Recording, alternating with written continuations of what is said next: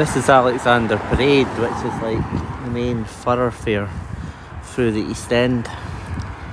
This street goes the whole way through the East End, all the way down to Glasgow Royal Infirmary down there, all the way up to Ridley, where Burlinny Prison is up there. Back in the day, I used to use that train station there to get to and from the university, Alexander Parade Station. I used to get a train there to Charing Cross in the West End, and then walk down Woodlands Road into the West End up towards the university.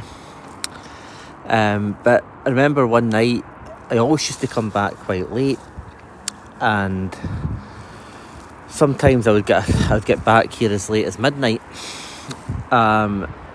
and get to the station there.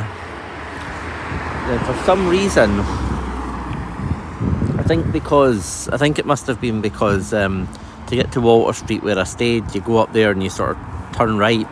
I always walked up this side of the road.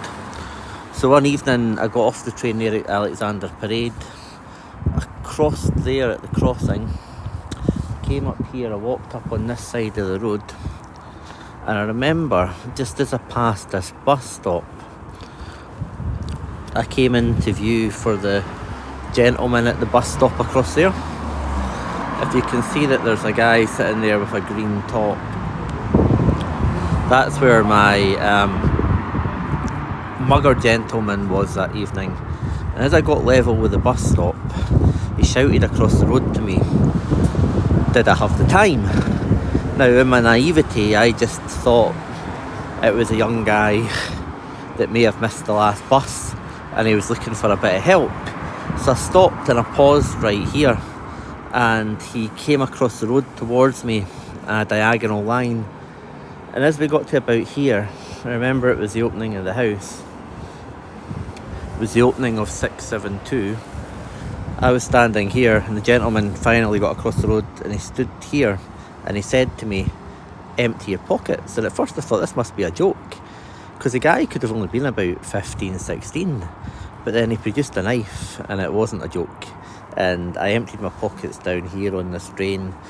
I had my iPhone, my bank cards, and some coins. He seemed keen to take the iPhone and the coins, but he left the bank card because he told me they could be traced.